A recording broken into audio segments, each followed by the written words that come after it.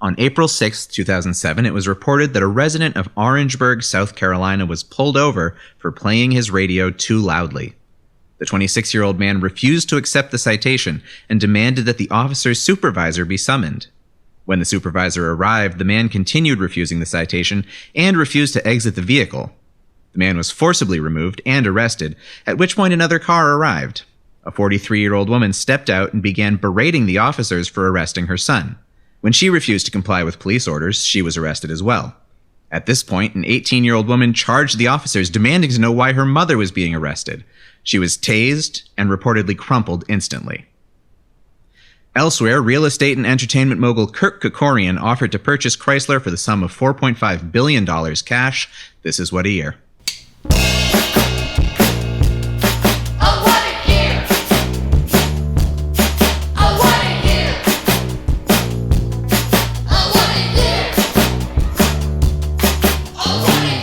Welcome to What a Year, the show where we pick a year and spend 10 episodes assembling a time capsule of movies, music, and other cultural odds and ends. I'm Ethan Warren. And I'm Ryan Pollie.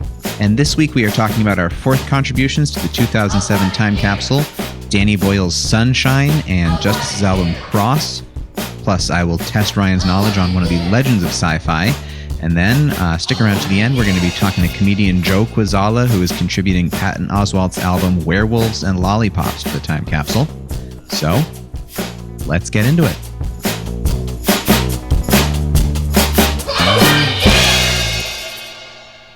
Let's dive into Eternal Sunshine or whatever. All right, let's talk about Eternal Sunshine of the Blowing Up the Sun. Directed by Danny Boyle, parentheses 2007. Daniel Boyles. And written by Alex Garland.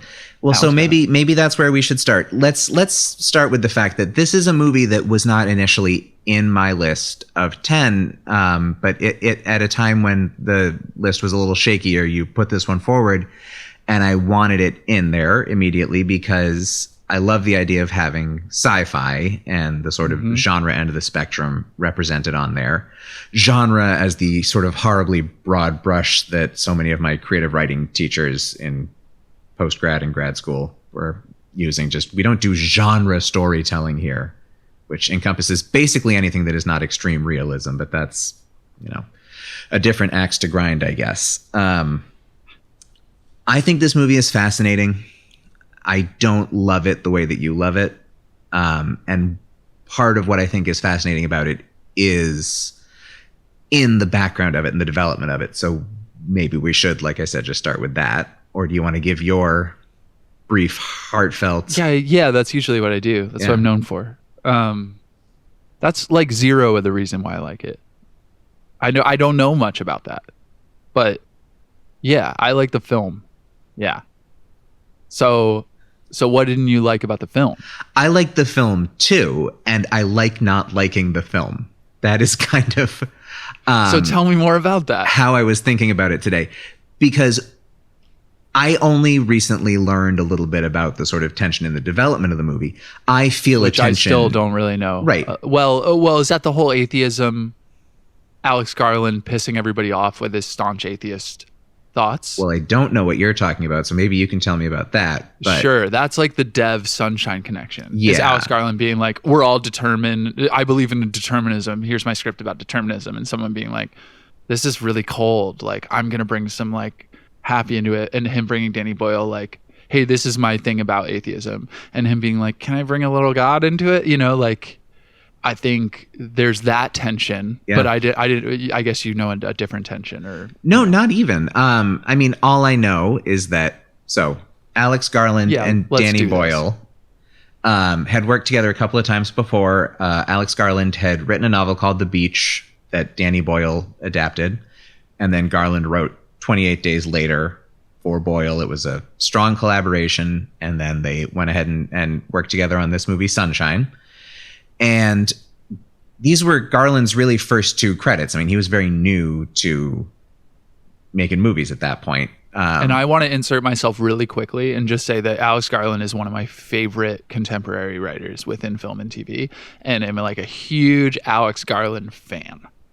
and have never seen The Beach, which we can get back to later. Neither have I. And I've never read it. Okay. And I think this movie is more interesting as an Alex Garland movie than a Danny Boyle movie. Sure, I agree. It's just for me a good match. It's a cool match, just like 28 Days was. But you're right. It screams to me more Garland than it does Danny Boyle. 28 Days Later is a movie that just works. It's just this sleek machine that I think some people can quibble with certain plot points, but I think the overriding impression is that is a movie that is just... Oh, perfect. Yeah. Just about. And this is a movie that I think very few people would argue is perfect because it has this one giant wild tonal shift in the last act, which a lot of people... Speaking of polarizing and working for some, not working for others. Yeah, it is a huge, again, gamble that... So fun. It is so fun, but it is very cerebral, and it embodies this tension, like I say, that when Alex Garland... I don't think it is cerebral. I think that's the most bodily part of it, but it doesn't align with the first three quarters, which I think are intensely cerebral. I think why it doesn't make sense is not because it gets more... The concept, I don't think of cerebral. I think of it as almost like shifting from filming Inception and then making a Tarantino B movie. It goes stylistic into this body horror. Sure, it's high concept in the spiritual aspect of what unfolds, but it truly in genre, I think it unfolds into kind of like a creature horror, like downgrade cerebral genre. It sounds like we have very opposite perspectives on how this movie functions and what works about it. That's amazing. I think that what is interesting about this movie, even if it's not totally satisfying to me, is that it starts out for the first 2/3 as a series of escalating trolley problems. As this crew... Yes. For people who maybe haven't seen this movie in a little while, there's this crew of scientists who are in charge of delivering a bomb that is going to reignite the dying sun and save mankind. And what should just be a perfect mission, because you're watching a movie, is going to go wrong, but just starts going wrong in sort of the most domino effect, agonizing way possible as they just... But how is that not the tradition of space movies before it? It absolutely is. How are you not used to as a viewer? Yeah, okay, cool. It totally so we're is. On the same page there, at least. It's playing into what you're used to seeing unfold with a space crew and a mission on the screen. Yeah, but you said this is the cerebral part. I find this the more visceral part because it's very sort of human level.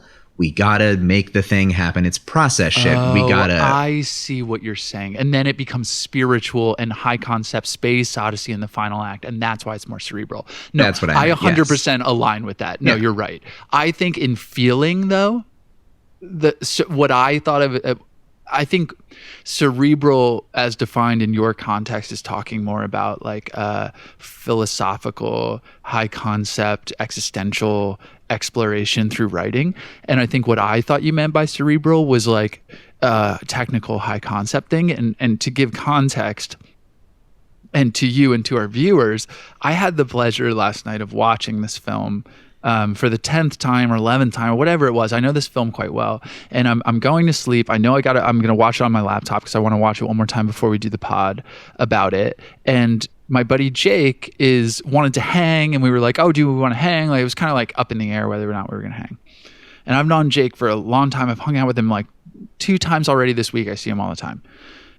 I know Jake independently through music, but he is someone who has been an independent contractor at NASA and has worked for a bunch of in different places to build kind of things that go into space. And most recently, one of his big successes was working on a project for a solar probe and a solar basically ship, not unmanned, but that it was able to enter the ship's atmosphere through development of this foam that could soak up the foam.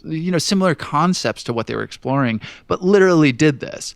And when I think of the cerebral aspect, I think of him last night. And by the way, the coming together of me being like, you want to watch Sunshine was not like, oh dude, dude, you would know a lot about this movie. It literally wasn't that. I was like, should we watch Pirates 2 or this other movie I gotta watch? And then it kind of came together as we were starting that. I was like, oh my God, dude, this is about something that goes to the sun. You just worked on something that went to the sun. And he was like, oh, like, this is going to be really cool. And it was this new way of watching it. And him, I realized truly how cerebral in a different sense the first 3/4 are, because he kept being like, oh, that O2 room with the plants and stuff. Oh, I worked on something like that. That fan idea is actually that's a pretty cool idea. I've seen some drawings like that. Or then we'd be like, like those gold foil spacesuits. Like, that's pretty sick. He's like, actually, like, that makes sense too. Aesthetically, it looks really pleasing, but it's also super reflective, gold as a substance. So we do coat things to like kind of reflect the sun's rays, and it does look really beautiful like that. And like, he was impressed with the space scenes, which I was too. And then you realize like all the things that go wrong, he had a problem with, not because they were things that went wrong. They're actually really likely things, what they go through that could go wrong. And that is all like airtight as far as what goes wrong, how they deal with it. Now, what he didn't like about it was how they dealt with it, because he thought Chris Evans and the captain were literally the only people that would have passed a psych eval enough for them to go on this mission, because everybody else was like, but like, what if we do this because like we could sacrifice the mission for these people and save the day? And like, he was like, nope. He was like, they would never have been selected for this mission. And Chris Evans, and I'm like, yeah, but that's where the fiction comes in. Like, you need tension and you need obstacles. And he's like, I had to remind him, like, we're watching a movie, not a documentary. But it was really cool to watch how much cerebral meant to me in those first 3/4, as far as like, yeah, like having Brian Cox be the science researcher on the film. And this is before Interstellar and all that like hoopla about Nolan getting everything right for Interstellar. And this was like just one of those movies that I didn't even expect to line up and scientifically check out. Just loved it on its own sci-fi merits, and it does. And everything is just like really well thought out and well researched and just immaculately designed, which I think comes along with Alex Garland.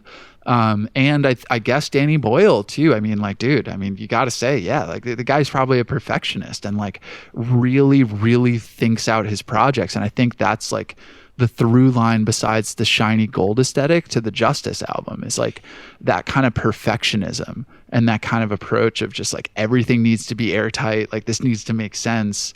And yeah, the only part that you really love about it at the end is the only part that like Garland isn't into, the only part that the guy who I watched with last night isn't into, because scientifically it doesn't line up. Wait, what part of this movie do I love? I thought you like when it goes more cerebral. I thought you liked the final act. No, I don't really. No. I want to take words out of your mouth.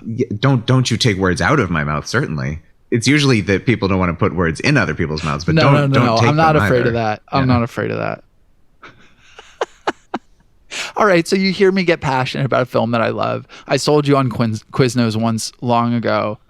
I can't sell you on Sunshine. Why? It's not that you can't sell me on it. It's a movie that I just think is so profoundly at odds with itself, as it does as we've alluded to, in the last act. The scientists have tried to link up with another failed attempt at the same mission, which has just been hanging out in the vicinity of the sun for 7 years, through all these machinations that we simply can't get into right now. The captain of the other ship gets onto their ship. He has become radicalized by the sun, which he now believes is God, and he has been communing with the sun for 7 years and become a horrible, blistered monster man who believes that humanity needs to be sacrificed. And so he goes... Horrible, blistered monster man. Yep. He goes on a slasher mission to kill everybody and prevent the mission from happening. And it just becomes a pretty terrific horror slasher movie that's just jammed onto the end of what has otherwise... Thank you. Thank you. You're welcome. Do you like Alien? I like Alien fine. I think this is a great mashup of Alien and 2001 for the most part. Yeah. Like really pretty directly just taking elements and jamming them together. The last act. Well, yeah. the last act, it does become Alien meets Halloween a little bit. I think, yeah, the Space Odyssey moment, I think, is in the final thing, right? Like the sun is all at the same time the bomb is going off, the sun is approaching him in slow motion to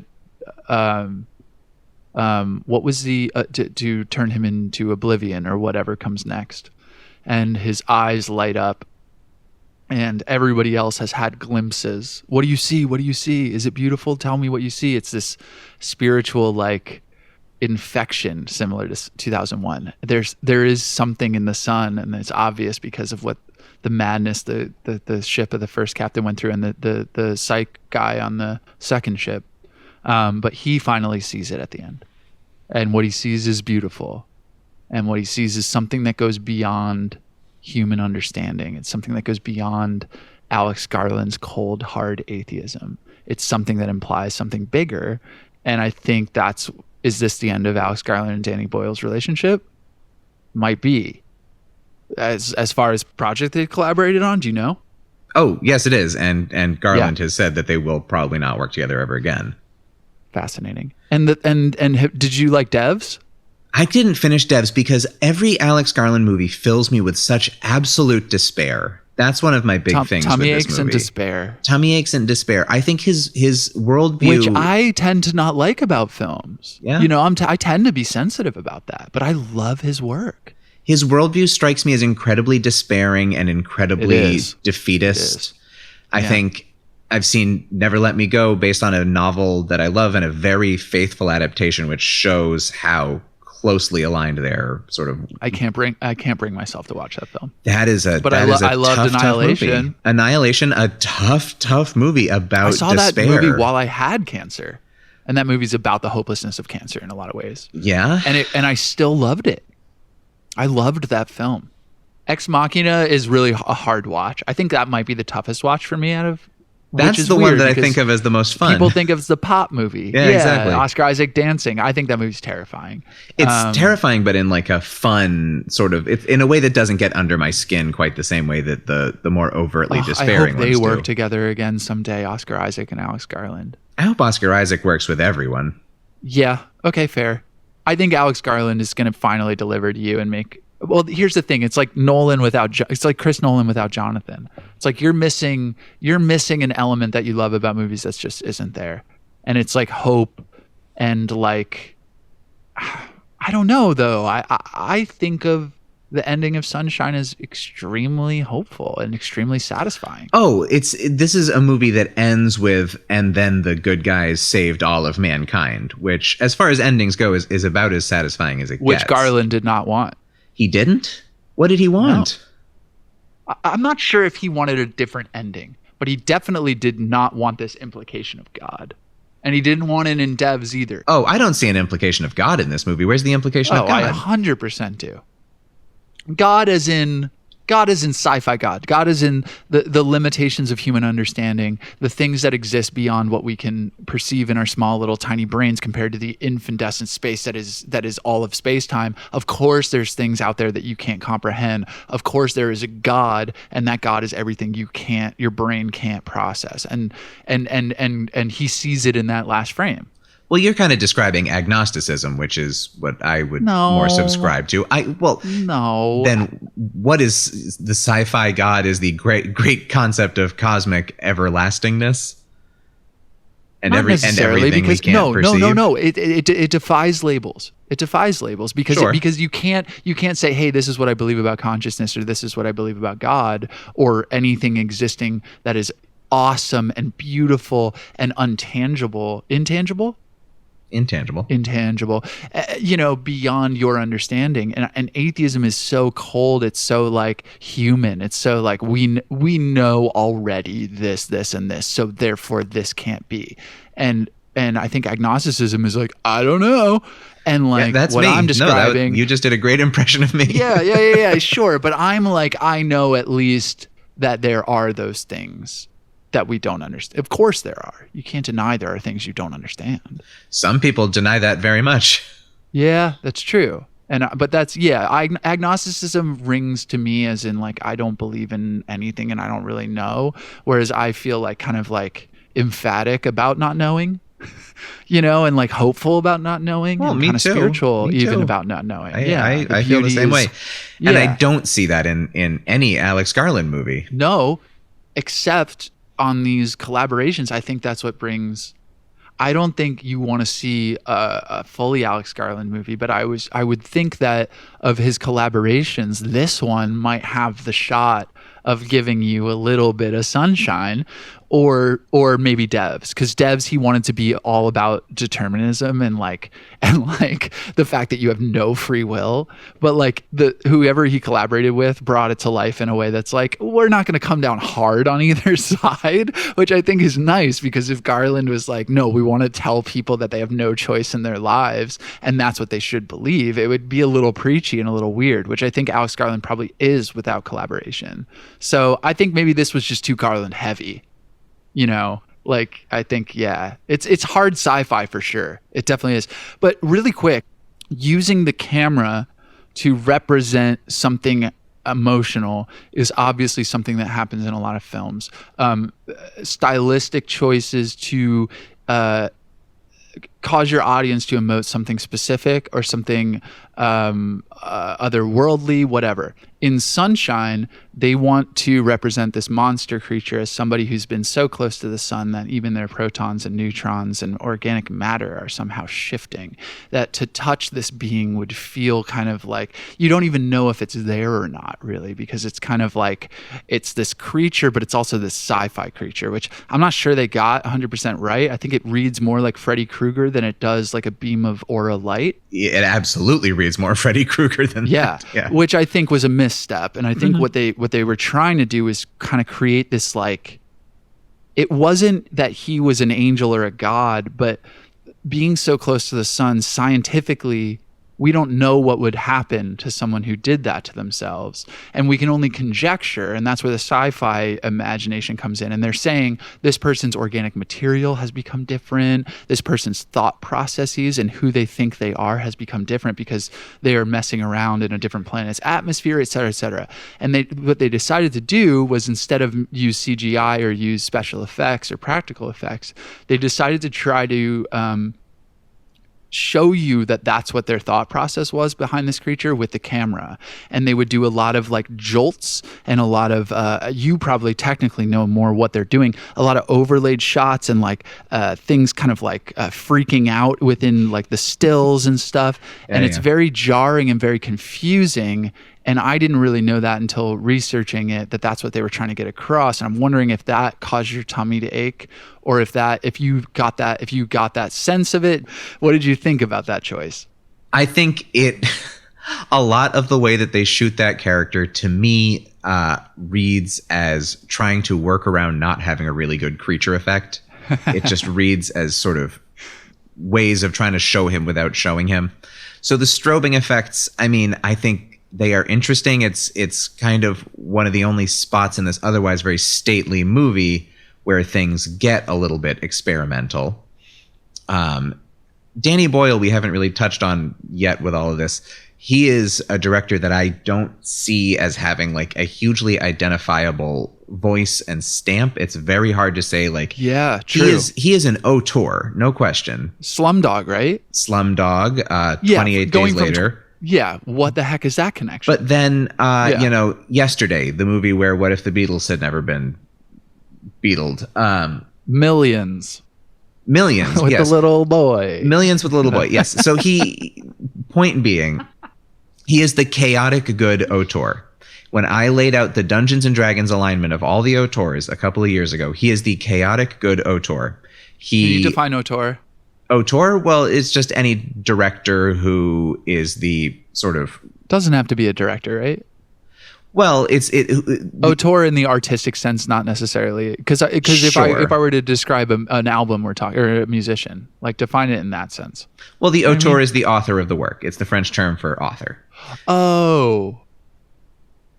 I'm thinking of a different word. Oh.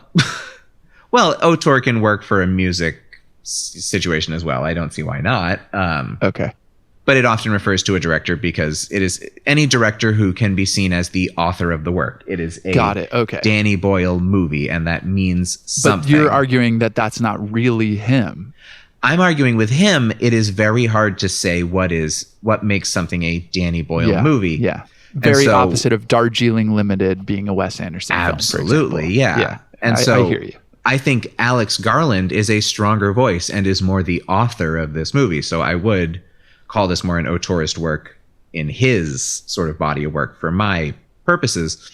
Sure. And that's where it sounds like the effect that you're talking about sounds like it probably came more from Boyle, who, according to Garland, wanted a more visceral sort of approach to things, and Garland wanted the more...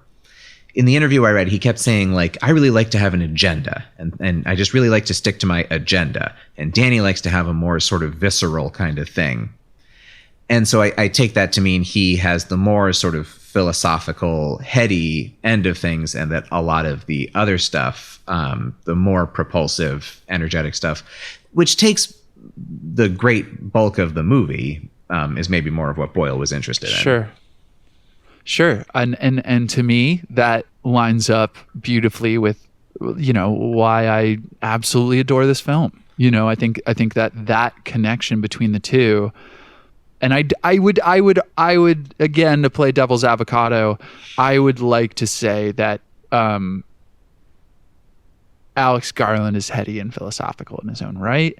I think that Danny Boyle probably just, I don't know. He's operating within this tradition of sci-fi, but also like you got to think he loves Space Odyssey and Alien equal parts, and sees that this as his opportunity to participate in my opinion, the great tradition of the space opera.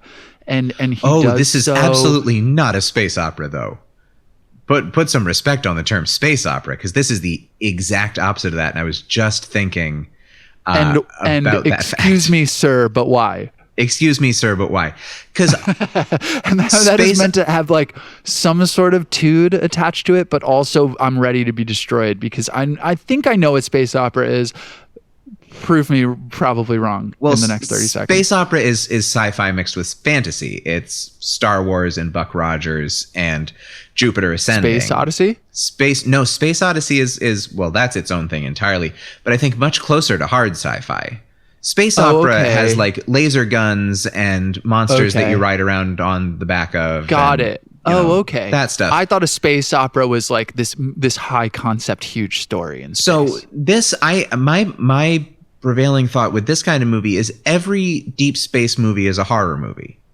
Every deep space movie gives me a tummy ache, because every deep space movie is about a situation where humans are going where they should not be, and the environment around them is trying to kill them, and they are so uncomfortable, and they're probably never coming back. So Interstellar, you must not like horror movies. Ad Astra. I love a lot of horror movies.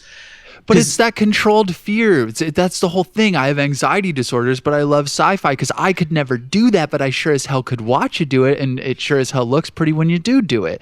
Now, I think there are movies like Gravity that are beyond Panic Attack and are just absolutely incredibly hard to watch, despite how pretty they look. What an amazing experience and ride that was, but I don't go back to it. But Sunshine, I don't find it to be... I don't know. It has enough Armageddon and deep impact installed in the characters that I can become emotionally invested in their charisma, but not in like being so pained to watch them die by getting burned in the sun, or like the cat that assist the guy who is the communications officer who becomes the captain after the captain dies, and then he dies. You kind of like enjoy watching him die. Like it's like one of those 90s throwbacks where like the deaths are fun still, and the problems are fun, and the spaceship's dying, but it's not going to end. We still have an hour left. So how are they going to solve this one? And I think of that as horror, in the sense of like watching movies where like I know these people are going to die, or I know these people are going to get stabbed by this slasher, and you're watching it unfold, and it's an anxious situation, but you're in control. You're on your couch. That exercise of controlled fear, I think for me is a comfortable experience at this point, and maybe for you, that's just not a good time. Something about space, man. I think that's just what it is. Something about the underwater? Vast infinite expanse. Oh, I've never seen that movie. I don't want to go underwater either. So it's so good. I avoid that. We should probably move on. And I think people are going to wonder why this is a time capsule movie if I'm bitching so much about it. I think that it is important to have this movie in the mix because it is a movie that is relatively rare. The space movie, the deep space voyage movie, is a special genre, and we don't get that many of them. And of any, as I said, painting with a broad brush, genre movie of this year, I think it's one with incredibly high execution, incredibly high performances. We didn't even talk about Danny Boyle. Got together this great group of people, some of whom hadn't really popped yet. Do you know that he stuck them all in college housing I did not know that. A couple of weeks beforehand, so they would have to all like wash the dishes together. They also took them up in a plane to show them what no gravity felt like. Well, that sounds terrifying. Yeah, they were all loved it though. I mean, they're actors. They're weird people. I think this is a terrific movie that is, as with so many movies I love, really compelling in the spots where I think it doesn't totally work or is at odds with itself. So that's why it goes in. So I'm throwing it in the time capsule so we can. Things are still bouncing. I told you. And that's what I have to say about that. Cool. Do you want to give your own closing argument? No. I mean, this movie is the exact genre that I open, a good 40% of films and watch hoping it will be what this movie is for me. This is one of those genre things where it's like, I only kind of read sci-fi, and I watch movies from all different genres, but I only read kind of sci-fi or like music books.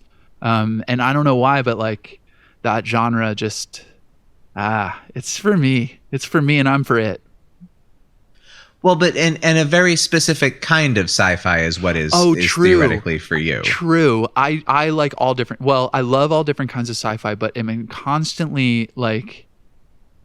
Before I realized there's no reason to ask this question anymore, I would often ask movie people, "Do you know any existential sci-fis that deal with?" The bigger questions, or like, even if it's corny and they meet an alien or whatever it is, like, do you have any like First Contact, like for example, like Close Encounters or like Space Odyssey or something like Aliens, great, like Big Baby in the Sky, great, whatever, ambitious, what I thought was a space opera, but it's not, I guess it's an existential, high concept, sci-fi. And so this film, maybe isn't a perfect movie. It certainly is the perfect genre for me. And the horror twist at the end, it only makes me giggle with delight because, for every person that walks out of the theater at that point, like it just sells me even more. It just 100% seals the deal.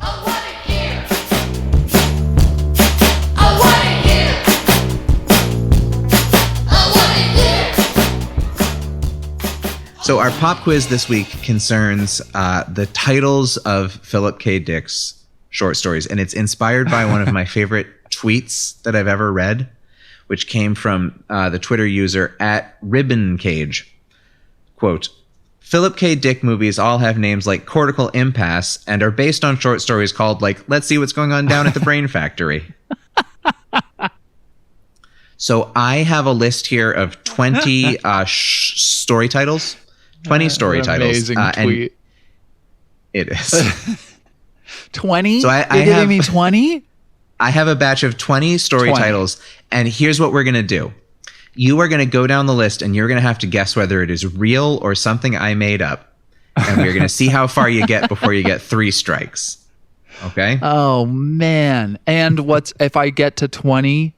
If I get to 15, I get something on eBay for myself. If you get to 20, I will get something for you. You'll get something for me on eBay. All right, Philip K. Dick specifically? Yes, 10 of these are real Philip K. Dick stories, and 10 are nonsense that I made up. All right, here's a bonus hint, whether or not you're willing to give it to me. Are there any Philip K. Dick short stories that you did not include? Oh, I mean, I didn't include the novels. Like, I did not include Dreams of Electric Sheep or whatever. Do androids dream of electric sheep? Yes, yeah. the classic, like, clunkier title than Can you give me other examples?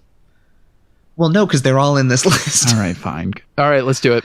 Number 1, Easter on the Rain Planet. You. I made that up. You're right. If I Hadn't Known, Your Honor. These came through in a random order, by the way, so don't look for any logic in, like, real false patterns. I think that's you. I made that up too. But Wait, you'll get a sense of where we're headed with this. Sure. And not just like, yeah. All right, come on. So Easter on the Rain Planet and If I Hadn't Known, Your Honor are both fake. Yep. How about the Trouble with Bubbles? Real. It's real. There's a Philip K. Dick short story called The Trouble with Bubbles. Love it. Psy Man, Heal My Child. Sorry? That's Psy spelled P-S-I hyphen. Psy Man. Real. Psy Man, Heal My Child is a real Philip K. Dick short story. Real. Yes. When did the milkman come? You. Yeah, I made that up.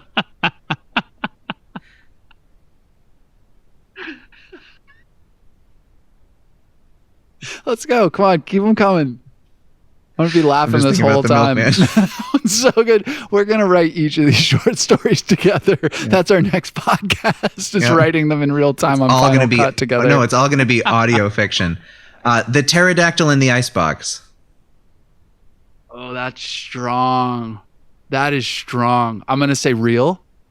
Fake. I made that one up. Wow. It's your first strike. You've made it a good distance. Can I get that for like album cover, song title? Remember that one. That one, I have an emotional response to that. The Pterodactyl in the Icebox. Oh, beautiful, Ethan. Beautiful. Right, I'm putting that one in bold. I'm going to give you some writing feedback at the same time. Sure. All right. Land Speed Record of the Bebulons. Ugh, tacky. Land Speed Record of the Bebulons. Yes. Ugh, I want to say fake. Fake. I made that up. Yes. You're right. Okay, good. Tacky. Mr. Spaceship. Fuck you. This is a tricky one. This is not a fair one. Mr. Spaceship. ELO song. Ethan's laughing very hard, by the way, for our listeners, which makes me want to say it's fake. Is that your final answer? I think. Well, it's not fair because I could see. No, because what story does he have to tell called that? I think, like I said, I'm not a super fan, but I know Philip K. Dick's voice well enough to know that I'm not sure he wants to tell that story. I'm going to say false. Mr. Spaceship is not a short story by Philip K. Dick. Mr. Spaceship is a short story by Philip K. Dick. It's strikes. Real. Strike 2. How many have I gotten past? You're about halfway there on 2 strikes. Okay, so I need to get 5 more in order to buy myself on something on eBay. No, you need to get 10 more right. No, 20. You buy me something on eBay. 15. I buy myself. Oh, fair enough. Keep going. The days of Perky Pat. Perky Pat, Ethan. Did you? God damn, this is getting harder. Yeah. The Days of Perky Pat. Fake. You. I think that's you. I think that's you trying to make me laugh. Strike 3. Damn it. Strike 3. Oh, come on, Philip K. Dick. I'm just going to fire off a couple more of the real ones. No, do the fake ones. Say this, read them in order and say this one fake, this one real. Do that. Okay. So I want to hear them all. So again, this came through a randomizer, the way... Sure, they're being read. There's no particular pattern to this. The Temple of Mentality, I wrote that. The War with the Fnools, Philip K. Dick Real, wrote. yeah. Yep. Henry Hudson's Day of Reckoning. I wrote that one. I just love how half of these sound like Garrison Keillor shit. Yeah, I don't know what that reference is, but I'm going to totally agree. Oh, just like it just sounds like down home, like Mark Twain here by the water. That's what I was thinking too. Yeah. The exit door leads in. That one's real. That's cool. That is I really, know, I like really, that. really cool. Very like Twilight Zone museum sort at the of end title of time. convention. Yeah. The Meteor That Never Comes. I wrote that one. Cool. A little something for us Temponauts. That was That's him. Care for Tea with the Outer Space. I wrote that one. I think I was scraping the bottom of the barrel. That's okay. That's sometimes really good ideas come from there. When the Venusans Arrive, I made that one up. Oh, and then nice. The last three Guess who's are coming all from real. dinner? The Vernusans. That's right. The Electric Ant, Foster, You're Dead, and A Glass of Darkness are all real. This Philip K. was Dick the short hardest stories. quiz so much. I like A Glass of Darkness, but I think it's also like a little nah. That one I liked of yours was one of my favorites of all of them. What was it again? The Pterodactyl in the Icebox. Love it. Well, you can have it.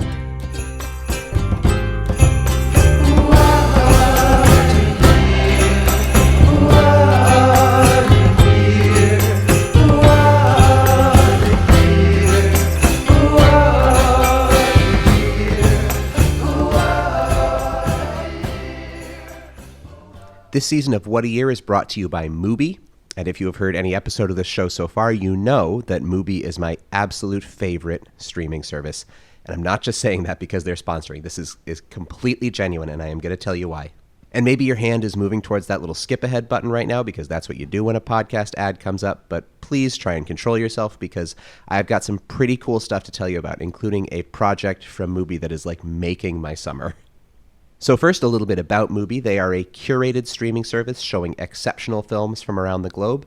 They have an incredible library of classics and deep cuts, and a new movie is added every single day. It might be from an iconic director or an emerging auteur. It might be something you have been hoping to see someday, or most often, at least for me, something that you've never even heard of, but suddenly just jumps to the top of the watch list. And these are not algorithmic picks. These are movies that are hand-selected by people who love movies as much as anybody can possibly love them. So, as they like to say, it is your own personal film festival streaming anytime, anywhere. And so I mentioned a new project that they are doing this summer, and that is Season 2 of their acclaimed audio documentary series, Movie Podcast, which is focusing this season on movie theaters because, as they like to say, in a time when too many cinemas are shutting down, it's time to lift them up. Every episode this season tells some surprising story of an individual movie theater that shaped film history or even history in general. And genuinely, I absolutely love this show. I'm off script now. They did not ask me to say this. I just need to tell you that this morning I listened to episode 4, and guys, it rules. It's the story of the Scala, which they describe as the punkest movie theater ever. It was this underground repertory theater in London that became almost like a microcosm for the entire artistic counterculture of the Thatcher era.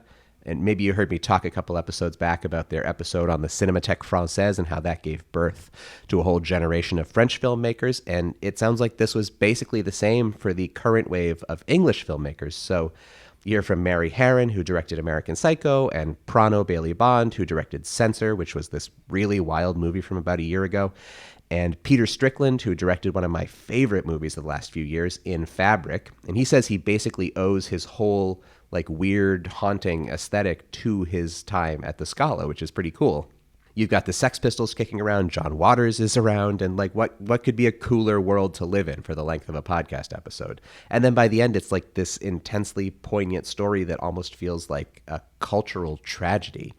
And it's beautiful, and it's so well crafted, just like every episode this season. And I am more than halfway through now, and it already is hard to think about it ending so soon.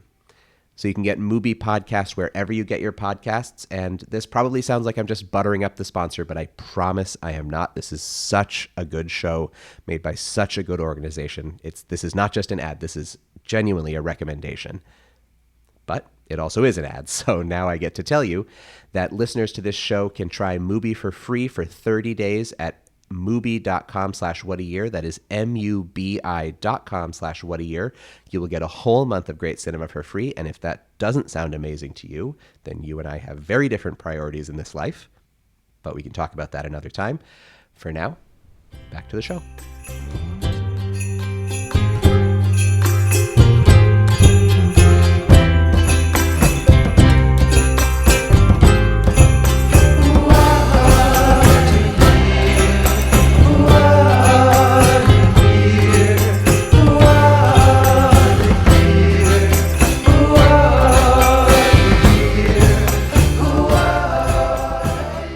Should we talk about Justice Cross? Justice?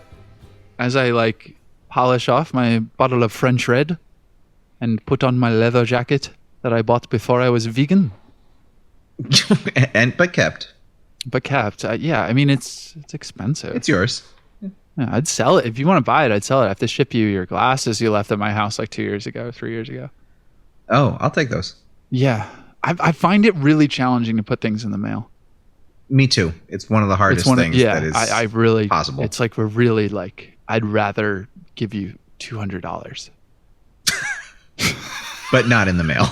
No, Venmo. Yes. All right, speaking of digital, Justice. Okay.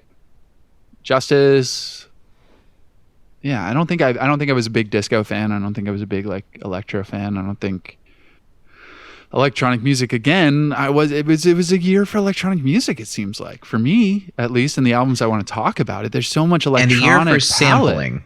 Sure, yeah. This one's a sampling thing on another level. This is micro sampling, I think. Yeah, is the there's term all these I saw. articles about Justice being we were graphic designers, and then all of a sudden we were musicians, and we just did this record, and we didn't know, we would be big, and I believe that to a certain extent. But this whole we aren't musicians, we did this on GarageBand, I think that's what I thought an auteur was for some reason. I thought it was someone who doesn't didn't go to film school and made this masterpiece. What is the word I'm thinking of?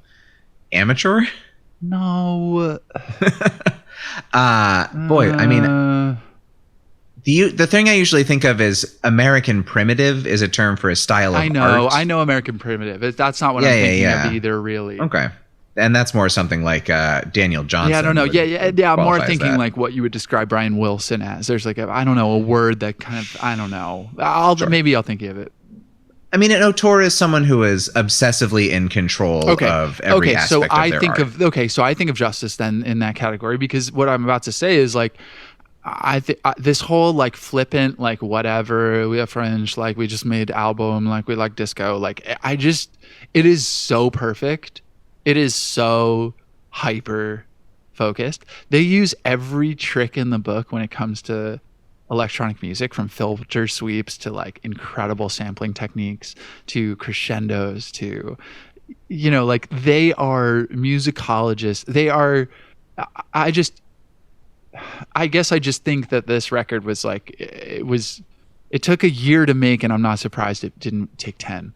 The what I hear in this record is just absolutely slaved over, and that combination with that, and just the largest sounds and the most intense palette that is all joyous and freeing and cathartic, but also chaotic and dark and scary sometimes and stressful. I don't know. It's a lot of both on that record, but I think this record is something.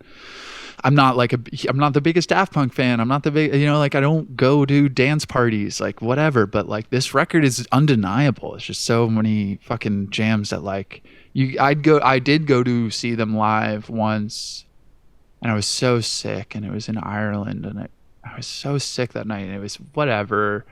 I was watching some of the live footage, and I was this is whatever. It's cool that the big cross is there, and the modular synth rack is there, and the stacks of Marshall amps. That's a vibe. But then I realized, watching all these kids drunk in the crowd, just hearing the music in a huge room out of speakers with all those people. I think that's the draw. It's not seeing them play anything, because they're just standing behind laptops or whatever. But I so think, can you describe for me and for whoever else has only just heard the music, what you're seeing when you're on stage? Who are these people? Not so much the sure. setup, There's but these two who are these graphic people? designers from Paris who made this electronic record in like your starter program on your Apple computer called GarageBand. And Which I am recording this podcast on right now. Well, GarageBand Plus, which is called Logic.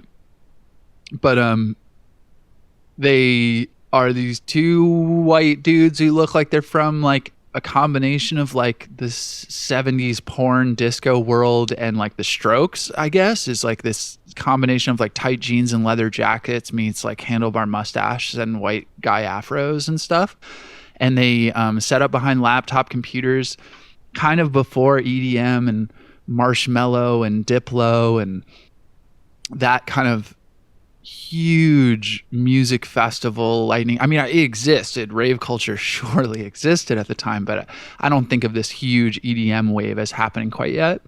And they are, you know, kind of ushering in this idea of live performance behind laptops. And that's really fresh for me to think about and really freeing for me to think about as an artist, to put a laptop on stage and have my buddy play video games, my buddy Grayson play video games on my laptop on stage while I'm performing, and have a backing track so it looks to the audience like he's doing something musical, but he's just playing Street Fighter. Like, it was freeing to me to have this electronic incorporation to live, because it let me not need to wrangle a fucking band together around these songs that I didn't even believe in at the time. So that was really cool. And I think that Justice, the music speaks for itself. It's another one of those anonymity things where it's like the look is cool and the aesthetic is cool, but it's just like you feel the like silver shiny disco ball and the like leather jackets in the music already, I think. And it kind of sounds like nothing I've ever heard before. In one of those ways where it's like, I think Girl Talk was around at the same time, and this idea of like the mashup was really big around this time. There were bands like Rat. God, that is an incredibly 2007 concept. You're right. Rat-a-tat, the Grey album with Danger Mouse and Jay-Z. I mean, it was just, there was a lot of that culture going on of repurposing music within other genres besides hip hop, and it was spreading fast. And Justice flipped it on its head, where it's not like a sample and them playing on top of a sample. It's like they call them micro samples. It's like, we're gonna play our songs using recorded music and fucking with that. Like, my keyboard sound is gonna be 1 second of Queen's biggest song on every different note. Or like Slipknot's vocal for half a second, or a Michael Jackson bass line that we turned into a guitar line and changed the notes. Like, they were just so, that kind of music editing and that kind of construction for music, like it just doesn't make any sense to me. Like, I can't, my brain does not work in that way.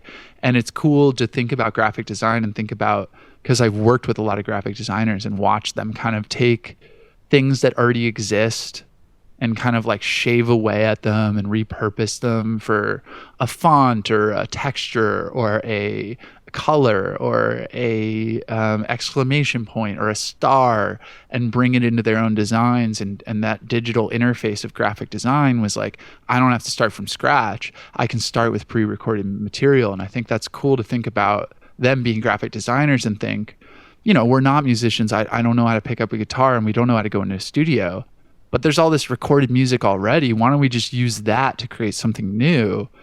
And that just kind of stretches behind any DJ playing a good playlist or playing some samples and basing their music off of samples. You know, that stretches into like a painstaking, ridiculous process to make an album. And they did so with, I don't know, this execution that absolutely blows me away. I mean, that record sounds bigger than anything ever. I don't, you know, and for them to just be like, let's try this music thing yeah, I don't know. It just goes above and beyond. But I mean, I love this record.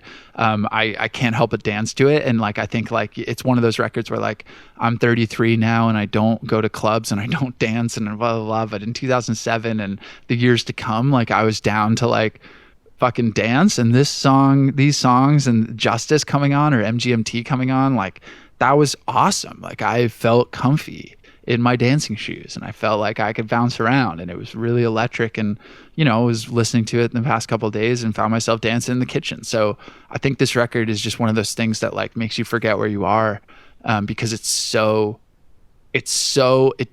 demands your attention so quickly that you forget about everything around you and you have to pay attention to the world that it brings you into because it's abrasive but it's somehow soothing too. Like if you're down for it, if you're not scared by it and you jump in, it's rewarding, I think.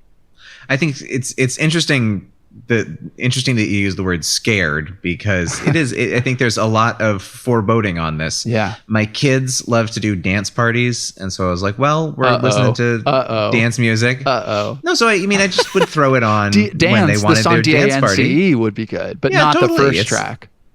Well, they would just sort of catch can wherever I was in my sort of like listening through. And sure. it worked for them. This is dance music. Oh, cool. Okay, great. For that reason, I bounce off it a little bit because I'm never quite sure how to listen to stuff like this. My ear is not well attuned to it. So I'm like, am I supposed to be letting this fade into the background because it's too active? Agreed. For that. Agreed. How does this function as an album, I guess, is the question versus something to have in a live setting and yeah, I think dance to. I don't think live was the perfect thing again because I get turned off by like the pictures of Justice like playing a MIDI keyboard that isn't even connected to anything or something. You know, like the idea of electronic music being performed live turns me off in general. Yet I think this music is best enjoyed in a large room with a lot of people and not intense strobe lights because I hate that shit. But like, you know, dark room. Kind of one of those things that's like you say something to me and I'm like, what? And you're to say it again. I'm like, what? You know, and like some drinks and we're like 21 and we're in fucking Nice or Marseille and we're at some club and they're playing it and we're dancing and we're youthful and not embarrassed of ourselves and on our couches for the rest of our lives. That's where this music lives. If you're going to do a podcast in your 30s about this record and listen to it kind of and try to connect it for the first time and try to handle your kids at the same I just don't think that's I think this is meant for basement parties. This is meant for like that kind of like, holy fuck, this song comes on and everybody in the room starts making out or dancing or like breaking shit. Yeah. Like it's so youthful. You paint a bleak picture of me. Well, me too. I mean, I'm dancing in my kitchen making breakfast this record, but I'm saying in 2007, I was younger. This was like when I went to Ireland, like this was like playing in the clubs and shit. And it was like, dude, it was so fun because it was like, I didn't like disco. You know, I still don't. I mean, I appreciate it, but this is a disco record. But they were trying to make it for like the glitch JPEG era. You know, it's like a disco record for the glitch JPEG era, I think. Well, something I noticed in a lot of the coverage was that it described them as being somehow sort of provocative in what they were sampling and how they were sampling and how they were approaching musical traditions. And that is something that my ear is just absolutely not attuned to. Who cares? Who cares? Pitchfork cared very much in 2007. Sure. And I don't see how that comes through at all. Me neither. What does that mean to me as the listener, I guess, is my question. No, it means the extra tension that happened before Sunshine. It's something to. I always think if you love the art and you find yourself going to the Wikipedia page of the art afterwards, fucking great. But if it takes the Wikipedia page for you to appreciate the art, You know, it's that first response of like, I want to find out more. And then you find out the info and it makes it cooler, right? But you need that you need that primary attraction. That girl's hot, to go over and talk to her. And then you talk to her and have the secondary attraction of, oh, wow, she's also amazing. And I would like to spend more time with her. But that primary attraction makes you go over to her, right? Or whatever it is. And I know people's sexualities and laws of attraction are different, but that's kind of how I'd compare it to my own relative experience. It's like the Justice record sounds sick. And so now I know about the sampling thing and how they made it and all that shit, but it doesn't matter if you don't like it, you know? And that whole place within music history is fascinating to a degree, but not really to me. You know, it's kind of like let's talk about the Robin Thicke Marvin Gaye lawsuit. Or, you know, like it's kind of like one of those rules that exist within the capitalist structure of music, and you know, they should be able to do whatever they want, and they knew they could. Because they knew that how they were doing it was taking a sample of something that the artists themselves wouldn't even be able to recognize. And they wanted to play with that whole idea of like, we're going to sample shit. We're going to sample Michael Jackson. We're going to sample the birthday song. We're going to sample whatever Disney. Let's go after Coca-Cola. You know, like they're just like artists in that sense of like these just like fuck the rules dirtbags who are like, that made it more fun for them probably. The fact that they were cheating people, which is funny because recently entangled in a lawsuit where they're suing Justin Bieber for ripping off them. So it's interesting to me that that's a part of their history, because I thought of that as very punk, very like anti everything is everybody's. But I guess that's not really their philosophy.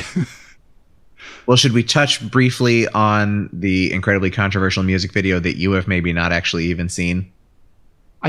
I think I saw it, and then, or half of it, it's like turning off the movie Elephant, or like not getting through that scene in Vox Lux. Like I'm just not down for like public shootings relating to like joyous art. I don't know. Tell me about it. You talk about it. I don't really spend as much time as you want on it. Oh, well, I don't need to spend a whole lot of time on it, but it seems like a notable element of this album that they put out a 7-minute music video accompanying the song Stress, which is a deeply stressful piece of music. And it just depicted sort of gangs, a specific gang roaming around a Parisian neighborhood, causing horrible mayhem. And it's this intensely confrontational video that a lot of people found racially charged. Is it real? Thought so as well. It's very unclear how much is real. There's elements that seem like they must be staged, and elements that seem like they couldn't have been staged. Documentary in of the tour after the for Cross is like that too. Like people get stabbed, and like people like stuff like that before they go on stage, and it looks really real, and they're filming on cassette. So I wonder if they were like, I would bank on it being staged. Oh, certainly. But there's that sort of element of trying to capture real responses and seeing how, I mean, I remember there are people horrific. there are people who believe they are seeing real horrific things. And, you know, I have to believe some of the sort of mayhem they're causing is genuine. But it's just that is what puts out into the world this sense of, I think, aggression and provocation that some people then read into the actual sonic qualities of the art in a way that I, as I said, can't perceive at all. And I think is more perceptible in the text of something like Sunshine, where I think you don't have to work all that hard to say there's a giant shift in this movie, and of course, maybe walk the line from there to maybe there were multiple voices that got in the mess here.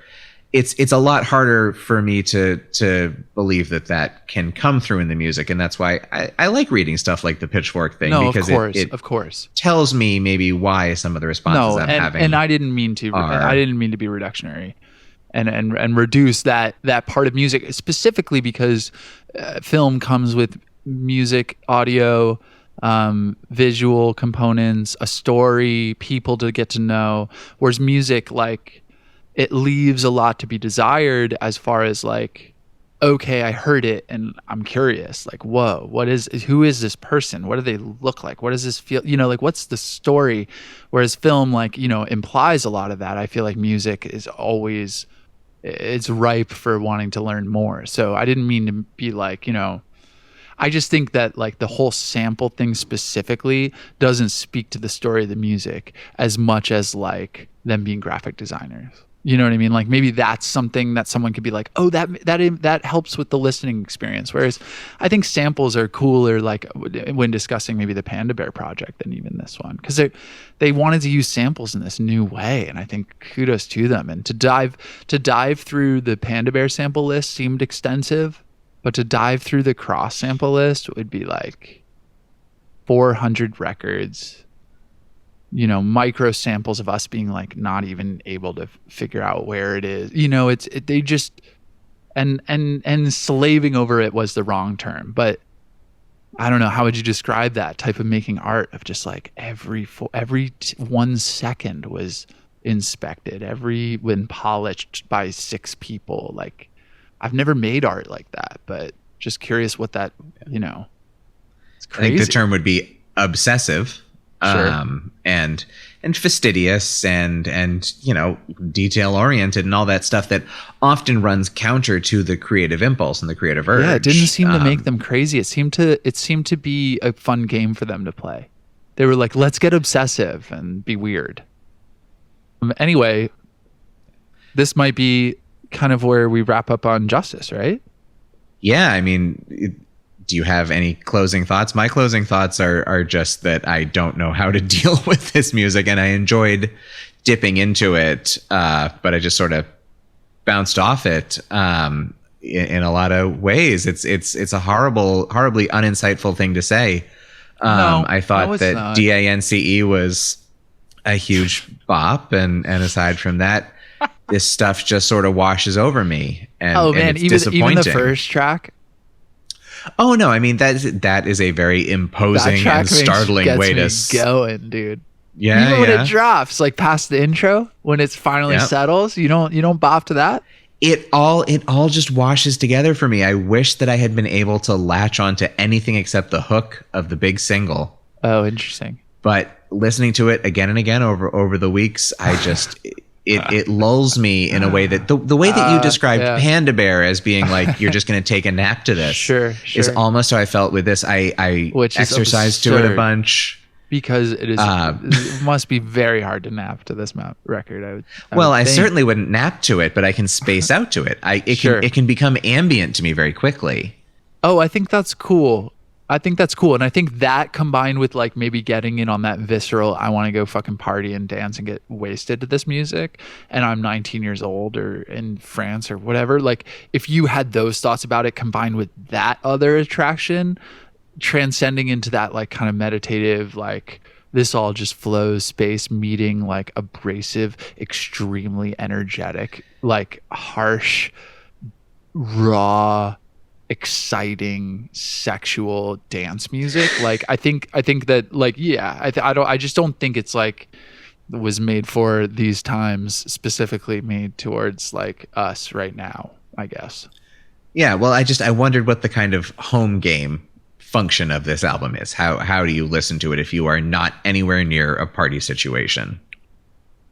And maybe that kind of remains the question. And does it work to do housework too was kind of the experiment. Okay, yeah. Maybe I found myself in. Maybe in AirPods. Yeah.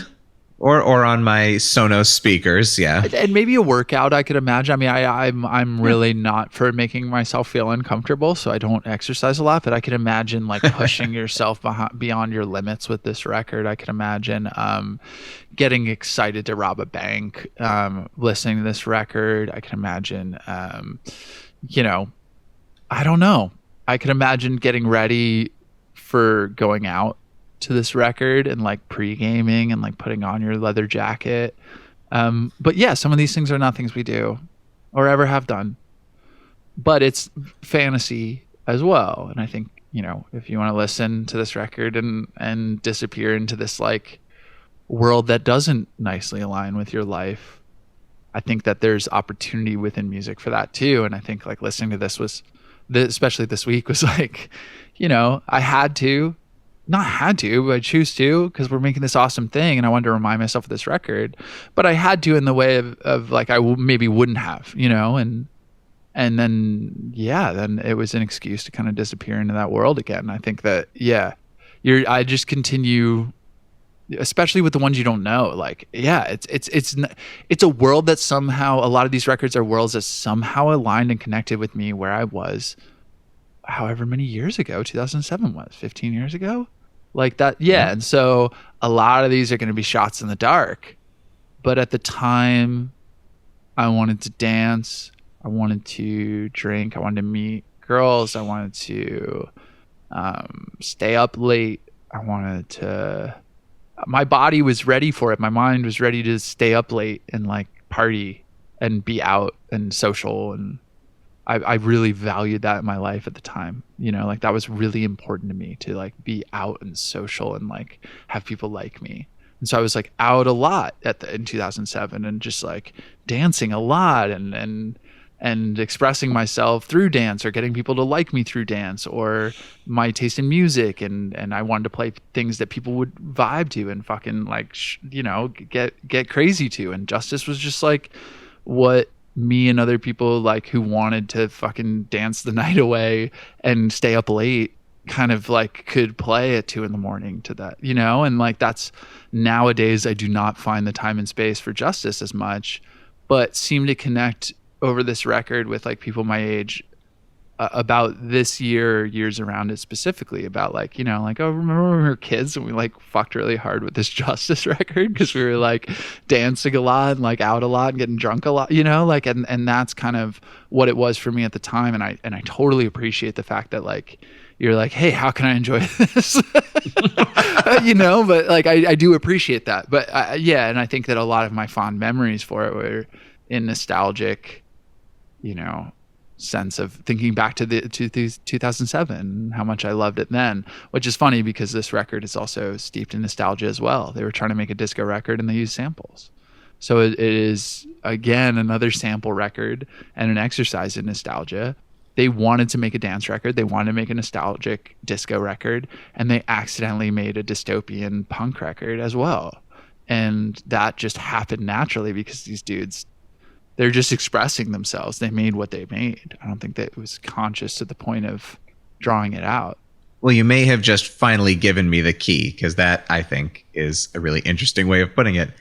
And what you gave me was a little tension, which is what I'm always looking for. A little bit of tension in my life.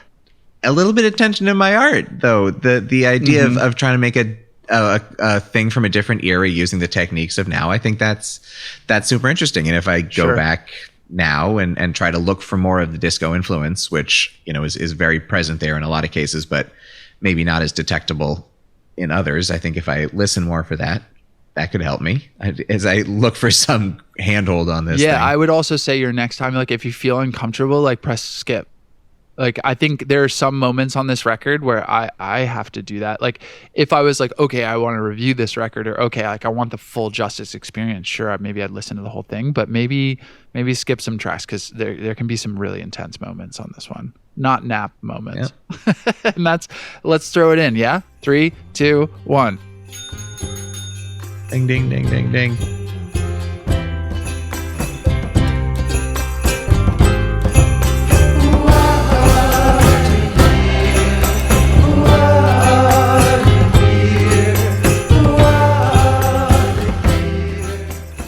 So we are thrilled to welcome to the podcast Joe Kwaczala. Joe is an LA-based stand-up who you might have seen on Comedy Central Stand-Up Presents, or through his 31 Videos in One Day project in 2018, his 21 Videos in One Day project in 2021. He's written for Clickhole, Onion News Network, and Mad Magazine, and you can find his sketch show, Kwaczala, on Amazon Prime. Joe, thank you so much for being here. Oh my goodness, thank you for having me. It's a pleasure. Was that all right? Did I miss any highlights? Truly perfect. Ryan, did I miss any highlights? I'll let you know later. Okay. I need to chew on what you forgot. We'll do the performance review section, which is always the harshest. No, I think that was really good. Harshest portion of this podcast. I loved hearing it. Made me feel accomplished. Yeah. Wonderful. Quite impressive. Quite impressive. Everybody needs a little bit of confidence, I think, in a podcast. So yeah. Can you now talk about me? Ryan is a great big special boy who I've always been just so fond of. Yay. So we have this whole great list that Joe has put together of all the sort of different spheres of the comedy scene in 2007, but we're going to maybe start with Patton Oswalt's album Werewolves and Lollipops. That's the title, correct? That is the title. Yeah. His second LP, a double LP, which was definitely one of the sort of events of my comedy year in 2007. But I forgot, Joe, first of all, I like to ask sort of, where were you in 2007? What are your associations with that year? Yeah, so in 2007, I was in college at Notre Dame in South Bend, Indiana, and I was really getting into comedy. I had started doing a little bit of stand-up on campus, and I was able to finagle my way into doing a sketch and talk show on campus television. So I was really like immersing myself in it. And I remember when I think about this album, I associate it with the summer of 2007 when I was in Pittsburgh, which is where I'm from. One of those things you go home for the summer break, and I was working as a parking lot attendant in downtown Pittsburgh. And I remember listening to this album on my iPod, like OG iPod. I got really into podcasts that summer too, because I would work the night shift every once in a while. That feels early. It was very early. There Listener. weren't a lot of podcasts, but like Jimmy Pardo's Never Not Funny was out. Doug Benson's I Love Movies was like just kind of starting, and so you'd had to like kind of search for it because there weren't a lot, but I had so much time to kill because I'd work from midnight to 8 a.m. in a parking garage, and I just remember like needing to fill my head with something, otherwise I'd go insane. Because also like the parking garage was closed, they just like needed someone to be there. Oh, whoa, that's spookier than I asked to not be in that shift anymore. It was rough. Okay, so that's Patton. That's when you first started listening to that record. I have a very specific memory of mopping a floor at this parking garage and listening to that album for the first time and loving it. Dang. Yeah, and it was big because it was like he had put out an album a few years before, Feelin' Kinda Patton, which was great. And this was also the time when like stand-ups putting out an album was kind of an event, especially like a big one. Now, like, I don't know, everybody puts out a comedy album from my perspective, being a stand-up comedian now. But it was like, oh, he's putting out this album. It was on Sub Pop, which was really cool. Oh. And I don't think I knew remember that. ordering from them and getting like a Sub Pop sticker in addition to the album and stuff. Yeah, and it just felt like, oh, this is awesome. I feel like they've done, just a shout out real quick to Sub Pop. Out of all the music labels, they're probably someone that I've seen attached to not just one comedic project. I think that's possible. Which is pretty cool. Like Yeah. there was this who's the comedian who did that?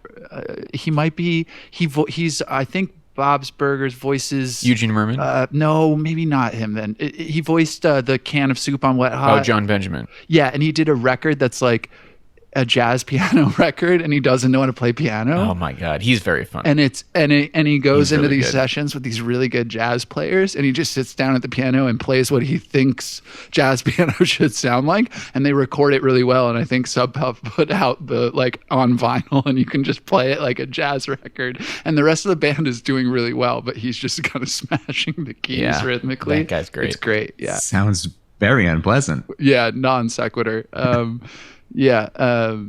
So Pittsburgh, that's summer. So so can we talk about this album and why it's our starting point? Like I know Patton, but I'm unfamiliar with you guys are bigger Patton people. So tell me why is this record so important to comedy in general and to you guys personally? The thing about Patton is he was such a champion of like alternative comedy in a way that I feel like nobody really was it before or since. And he had a troupe called the Comedians of Comedy, which brought Zach Galifianakis to the world in a way. Before Hangover, Zach was kind of all over the place, and Live at the Purple Onion was also released in 2007. But I feel like Patton's mission was I'm going to use the clout I have essentially from being on King of Queens and being able to like sell out, not stadiums, but like rock clubs and like cool venues and comedy clubs. And I'm going to bring people who wouldn't be able to do that otherwise, like Maria Bamford or, the aforementioned Eugene Merman from Bob's Burgers. He would bring out weird comedians like that assortment. Eugene and Maria and Zach, like those are some weird comedians. And Brian Posehn was usually involved as well. But so he was like the leader of this movement in a way. And his work was also just even divorced from the context of it. Just like he's a really great joke writer, really great performer. And he was peaking in 2007 in a really exciting way too, because he wasn't super famous, but he was the lead in Ratatouille, the Pixar movie. So he was having this moment of like, oh, our kind of alt hero is breaking through in the mainstream. And there are some really like some of the best comedy bits of anyone are on this album. Yeah, I mean, I had been a fan starting with Feeling Kind of Patton, which almost had felt like a novelty to me because, like, this guy that I just knew as the sidekick on King of Queens, like, had an album, and I was enough of a comedy nerd to just sort of check out whatever. And it really struck me. He's like a wordsmith in a way that you don't see often, or didn't see often in that time, from my perspective. Yeah. Right, like a wordsmith without being a one-liner comedian, because that's usually when you hear wordsmith, you think, Demetri Martin or Stephen Wright or Mitch Hedberg, but that's not what Patton did. But there's still like a poetry to his word choice and things like that. Yeah, he just had a really wide vocabulary in a way that he had a sort of mellifluous way of constructing his little riffs, which often were observational comedy. But I feel like some of the work on this album, for better or worse, spawned a lot of like kind of subgenres of comedians and or joke writing. Like one of the biggest, like kind of, I would say like the centerpiece of this album is a bit about the KFC famous bowl, which was, at the time, I feel like from my perspective, he made it more famous just going after this bucket that is mashed potatoes, corn, and it's just everything all in one bowl. It's gravy. Yes, and he called it a failure pile and a sadness bowl, right? Which is such a great line. But I feel like I still hear comedians trying to do that. Sure. Like combining details and emotion in a way that is all just trying to capture what failure pile and a sadness bowl is. Definitely.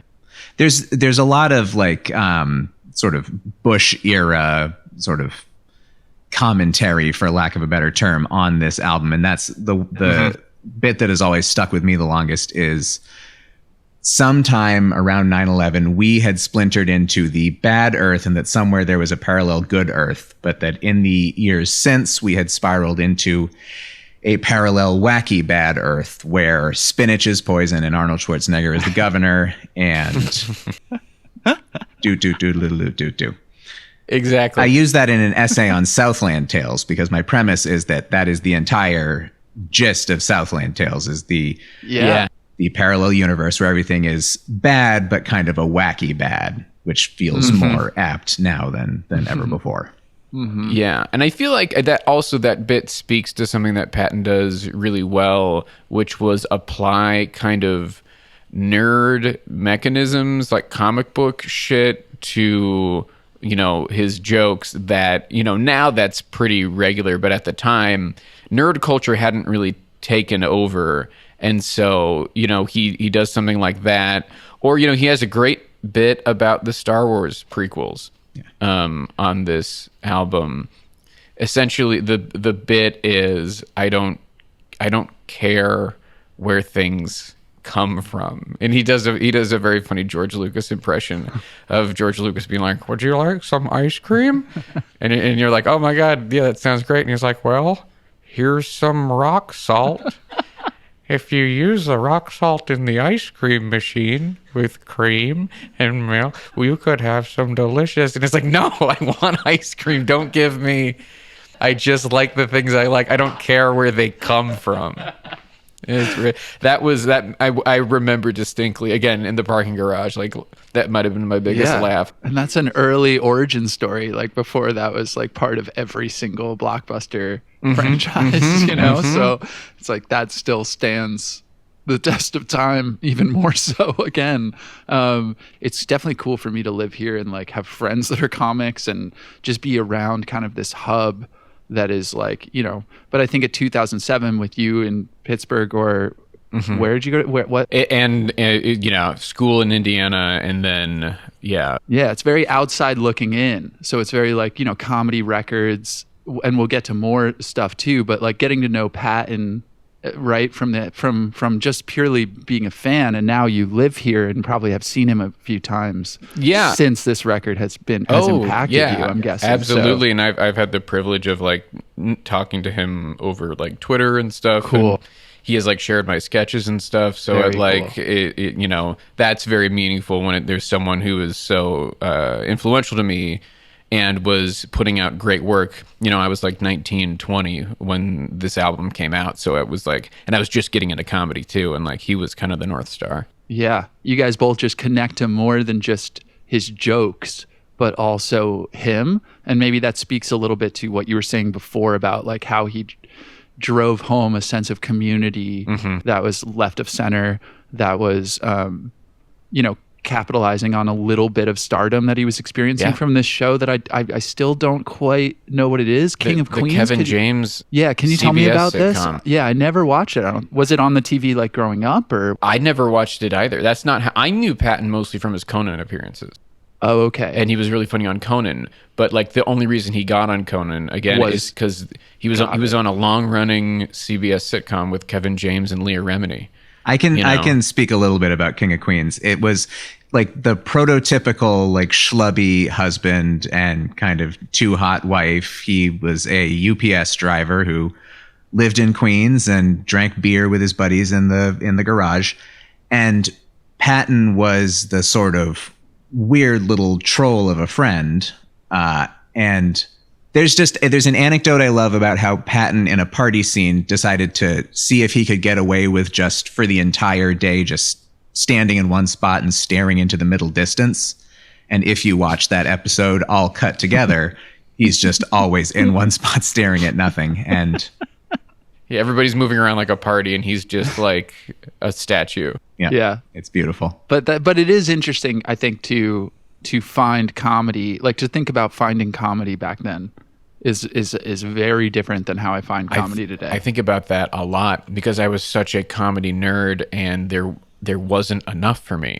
Yeah. Now there's so much. If you're a comedy nerd, there are 1,000 podcasts with all of your favorite comedians. You can't like keep up. And there are so many albums, and there's stand-up on a lot of different, whether it's Comedy Central putting tons of stuff out on Instagram and TV and, different streaming services. And it's just, there is so much comedy. I remember like trying to dig to find written interviews with comedians I liked. And that was hard to find. The appetite for it was not there in 2007, but it was like maybe made that much more special because you would get something like Werewolves and Lollipops, and you'd be like, "Oh, I've been waiting for this." And appetite / these new distribution channels that are just so successful for comedy. I mean, like jokes work very well for TikTok, for digital media, for just getting, the virality of social media, like comedy, it's appetite, but it's also just this oversaturation of media all the time. And, I feel it in music, and I'm sure it's in comedy too. It's just kind of like, it's a lot. But yeah, I felt the same way. Like I'm thinking about 2007, didn't know Zach yet. I think that happened later for me.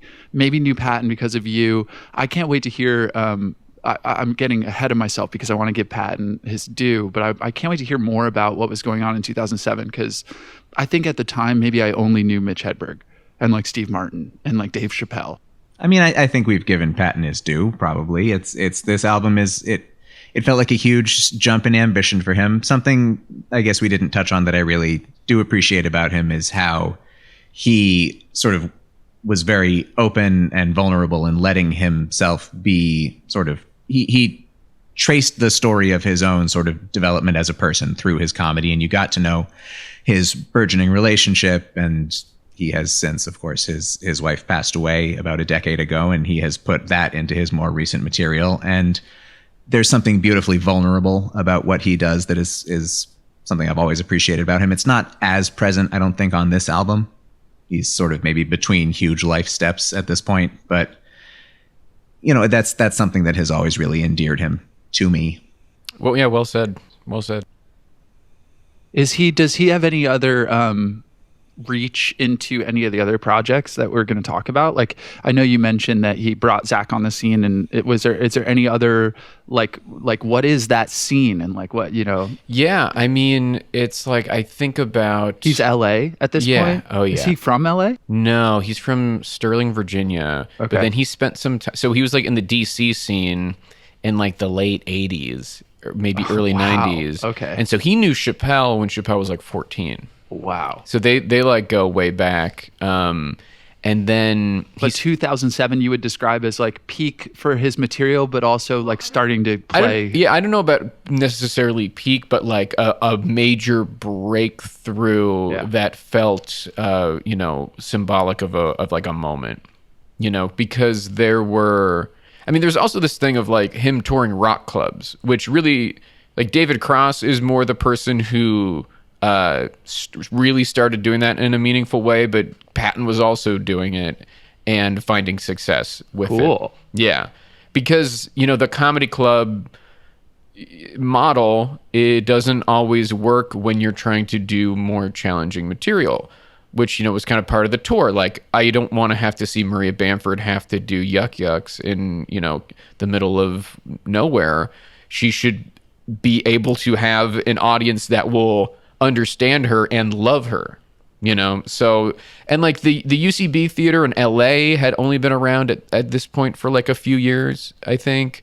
And so that was new and exciting. Like Scott Aukerman and BJ Porter were doing a show called Comedy Death Ray, which then turned into a podcast, which then became Comedy Bang Bang. But first was a live show? Yeah, it was like every Tuesday. It was weekly, and they would have stand-ups and then like some sketchy character people as well. And so that was like a moment, that, and also like kind of the stuff Doug Benson was doing around that time with like the Benson Interruption and Doug Loves Movies. Like, it was, you could... So like someone like me who's in Pittsburgh or Indiana, I can kind of tell what's going on in LA, through like these podcasts, or also through, there's a site called aspecialthing.com, which was like a message board.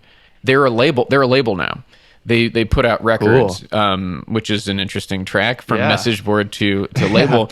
But it was like where you would go to see lineups, like, and sometimes recaps. And then there's a little bit of discussion just about alt comedy and stuff. Like, I remember one of the headings used to be Mr. Show and Other Comedy. Like, you know, because Mr. Show is kind of like the center, a launch point. Yeah, where everything branches out from that. And you would sometimes just go and see like who's on CDR this week. They're going to announce the Comedy Death Ray show's lineup, and you're going to see who's there. And that, like, at the time, it felt like it was really meaningful of like, oh, who, like, this person's on for the first time. Who's Jonah Ray? Like, who's this person? Who's Garfunkel and Oates? Like, who are these people? Who's Anthony Jeselnik? Like, these new names that then would go on to have some success. And you could break, it felt like, from my perspective, you could break through by being on a hit show like that, like Comedy Death Ray, and the shows that were happening at the time new UCB theater in LA. So that's, could I compare that to like someone trying to talk, or like the people in the 90s who were doing Groundlings and then that launched them into stuff? Like, was it that kind of scene, or has it stayed kind of alt throughout? It's there's that alt streak of it that is, I think, really like, because there was the alt scene in the 90s was around stuff like both in New York and LA, places like Uncabaret or Luna Lounge or Largo. And that would be like kind of my comparison. And that, like, that's where like Mr. Show like kind of came out of that to some degree. People like David Cross and Bob Odenkirk and That's interesting. We talked about Hot Rod on the podcast, and that led us to talking about Andy Samboig. And Ethan, you were talking about like the digital short a lot, and it got me thinking a lot about 2007 and how I was getting my laughs, and it wasn't a lot of YouTube at the time. It was, that was relatively new. And then I would say, the majority of stuff that I'm watching comedy wise is on YouTube or one of the apps on my Roku. But back then, where were we consuming comedy? You mentioned podcasts, you mentioned albums. What about shows? What about I guess SNL's. I want to hear you talk about SNL, because I know that's always been such a benchmark for places to go laugh. If you're not going to shows, you mentioned shows too. Where are you going to consume comedy specifically? Like what's going on TV? What's going on the internet? Yeah, I think 2007. There's a lot to talk about TV wise. You mentioned SNL. 2007 is an interesting and exciting year for SNL because there's no featured players, which is rare for SNL. There were 11 cast members. All of them were, kind of repertory cast members, I guess you would say. And like, I think there's currently 2022, there's over 20 cast members. And so there was just a lot of confidence and a lot of promise of the new guys at SNL, which was Bill Hader, Kristen Wiig, Jason Sudeikis, and Andy Samberg. That was 2007. So they had joined. They had joined around 2005, 2006. That was kind of the first year-ish for those four. So by the time you get to 2006, 2007, they were all bumped up because all four of them had amazing first years, at different points. But then I think there were also budget cuts after 2005, 2006. So they got rid of some of the cast members who were fine, but like had just been around at that point, like Horatio Sands or Chris Parnell or Finesse Mitchell. And then Tina Fey and Rachel Dratch had left. So some people had left, and then some people had been fired. So then you have this really solidified roster. Close knit, probably too. Yeah. And all of them have gone on to host, which is I'll just read the list of names. Fred Armisen, Will Forte, Bill Hader, Daryl Hammond, Seth Meyers, Amy Poehler, Maya Rudolph, Andy Samberg, Jason Sudeikis, Kenan Thompson, and Kristen Wiig.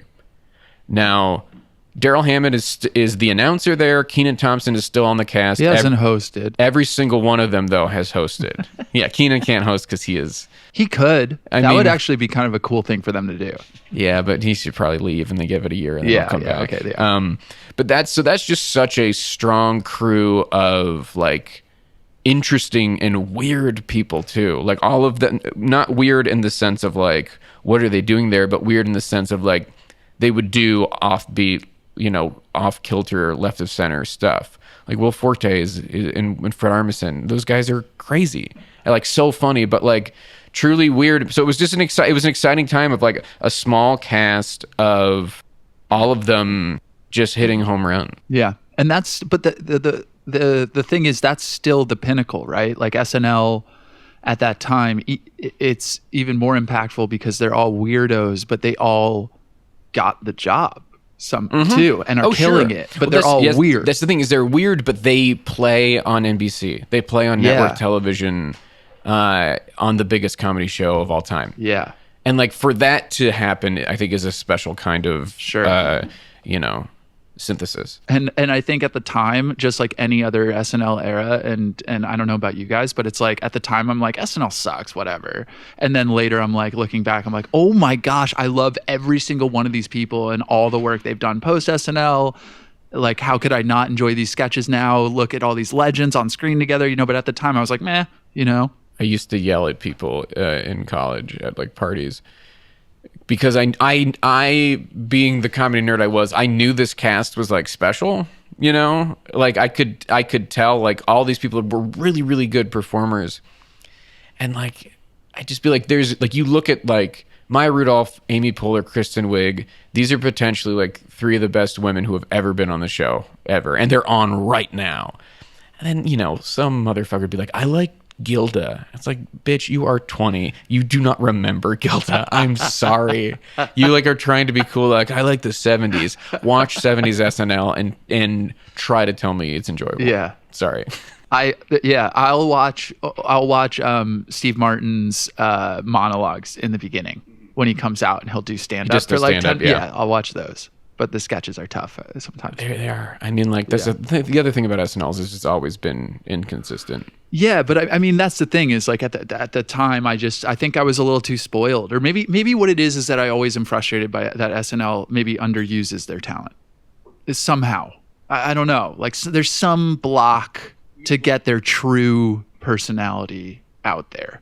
Yeah, I mean, like, everyone has the highest expectations for SNL. Yeah. And you want it to be something that it never was. Yeah. and never will be, you know? It is.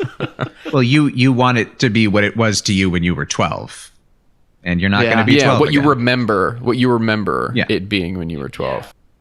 One thing that I think sort of SNL was peaking a little bit at this point was the sort of political relevance. Like, this was the election cycle that, you know, the next fall they were going to be doing primetime specials, right? Devoted to the election. It was almost like the calm before the storm because Sarah Palin was coming. Right. You know? Yeah. So, like, that's really when politically and, like, you know, SNL was, like, in headlines again because, you know, suddenly this Tina Fey, Sarah Palin thing was everywhere and really well written, and the performance is, like, one of the best political impressions that show's ever had. Yeah. What was going on in not primetime NBC? Like, what about other channels? Because I remember watching Comedy Central a lot at the time. Mm-hmm. I remember watching, like, there was some MTV stuff going on, right? Yeah, so, like, Daily Show is solid. Colbert Report had started, like, the year before, so it was probably hitting its stride around 2007, like, really. And Human Giant, which was a sketch show on MTV, which the idea that there was a sketch show on MTV in 2007 was just so novel and exciting because you're like they haven't done this since like The State, and like and it was Aziz, Rob Hubel, and Paul Scheer, and they were very connected, and they were in New York, but they were very connected to the alt scene as well, and so that felt like a win for our side that they had this show on MTV. Sure. And they got two seasons, and they had a bunch of like old Conan writers who would like help out, and they did. Man, it was my birthday, 2007, and they did something called the Human Giant MTV 24-hour takeover, and they took over the station, not MTV2, MTV, and it was just them, like almost like it was TRL, like they were in a studio. And they had like kind of an audience, and they did it for 24 hours. And I think the idea was like, if we get 1 million hits to our website, remember when that was a metric? You would get 1 million hits to our website, we can get a second season. And so they had like access to like archival MTV stuff that they were showing, and like they'd show music videos, but a lot of it was just like bits, and they would have people come in and do bits, and there was like a punchy energy to it because it was live bits. Yeah, it was live, and like they would come by. Like I remember. God, Tim and Eric came by, and they kept pretending like they were there to promote Shrek 3. They kept saying the wait is ogre. And that I remember being really funny. And like people who maybe hadn't been on television before. Sure. Like, were given a space. Yeah. Because they had 24 hours. So it's not like MTV could really say no. And so like the Eugene Merman was on. I remember he had brought the. Is this what you did on your birthday? Yeah. Oh, totally. I mean, I was in heaven because I was such a comedy nerd. Sure. And also like the way it was May 18th, so my semester in college was over, and so I was just home, and so I watched the 24-hour. Yeah, and I'm trying to remember, like Brett Gelman and John Daly, who are really funny guys. They used to have a fake rap group called Cracked Out. And that was so funny. They used to have a bit where they just go 1, 2, 3, 4, 5, 6, 7, 8, 9, 10, 11, 12, 13, 14, 15, 16, 17, and they would just count. And I was losing my mind. Just really, yeah. And like Will Arnett and Michael Cera. Oh, I was going to ask about that. Was Arrested on? No, I think the last episodes of Arrested Development were 2006. Got it. I want to say, yeah, early 2006. But yeah, I mean, like it, and so that was really like the sitcoms. I mean, like 30 Rock was hitting its stride because that was its first season. Like the middle of the first season is kind of when it gets good, and that's like 2007. Like, got it. And so you get the first half of the second season as well, and that was really exciting when 30 Rock was like, oh, this show's crazy and like so funny. Dang. The one thing is we shouldn't pass by, you mentioned, we were talking about TV. It was the writer's strike year. So that had a huge impact on the TV landscape. Oh, yeah. Please tell me about that, because I probably had no idea that it was happening at the time. Joe, do you remember what the sort of the terms were better than I do? Yes, and it was an not necessarily an unprecedented thing, but it hadn't happened in a while, a writer's strike. There have been writer's strikes. There were some in the 80s, but this was over, like, the internet.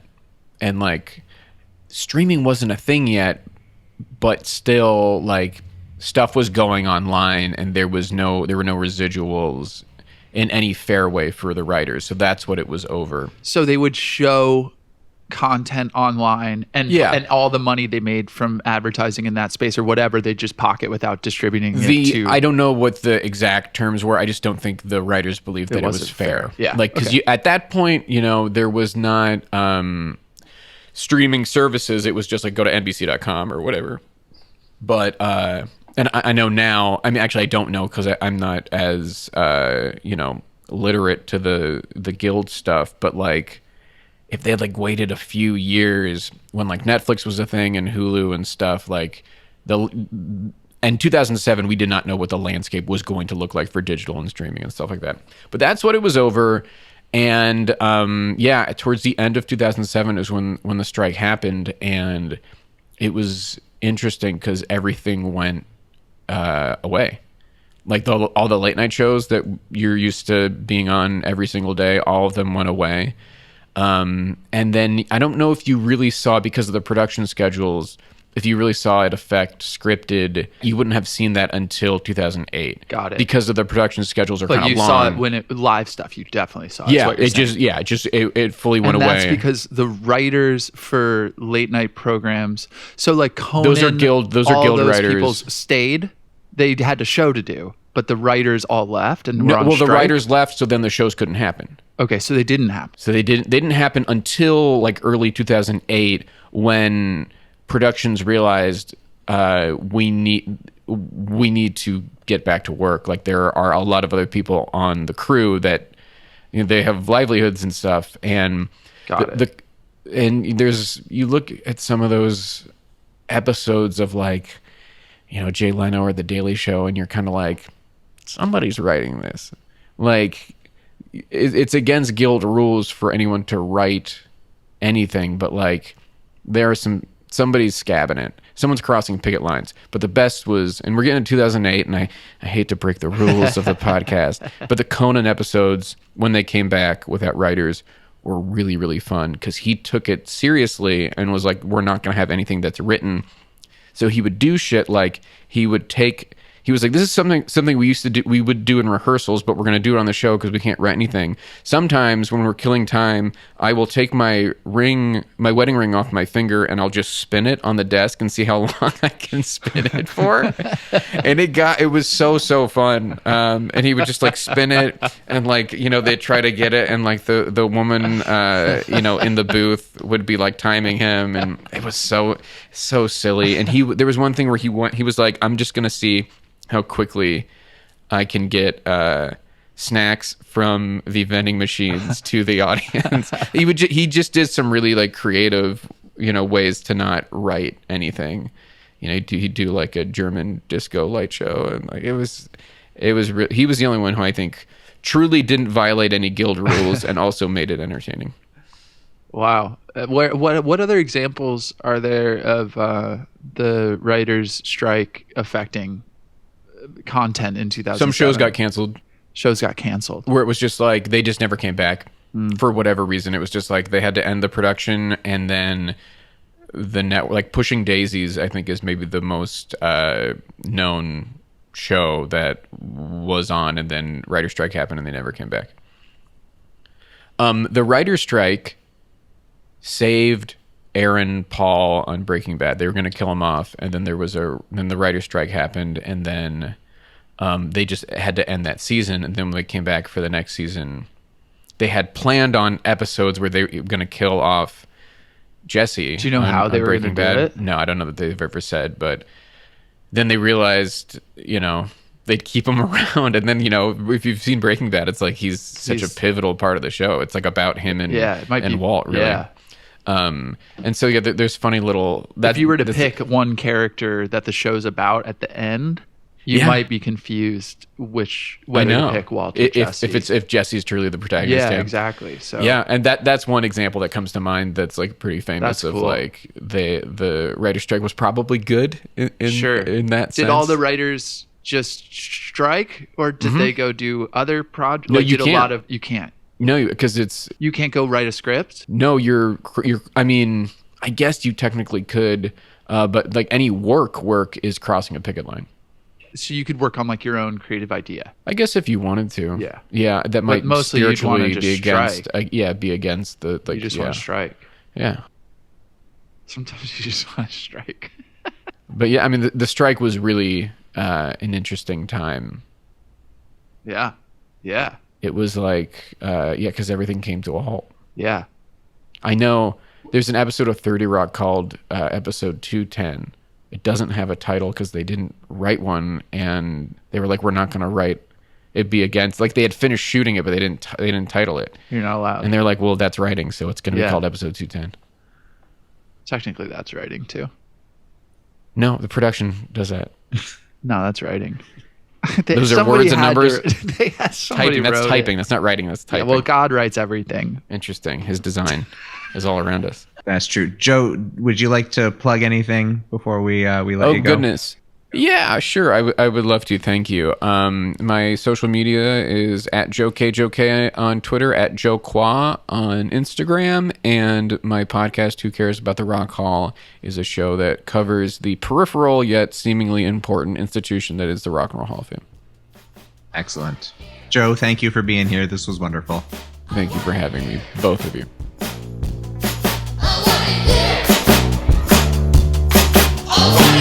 What a Year is produced by me, Ethan Warren, with original music by my co-host Ryan Pollie. Thanks to Brian Rosemeyer for the mixing and mastering, and Shane Butler and the good folks at Portray Me for our artwork. Please take a few minutes to follow us on your podcasting app of choice, and while you are doing that, if you could leave a rating and a quick little review, it really does make a difference. You can find us on Twitter and Instagram at What a Year Pod.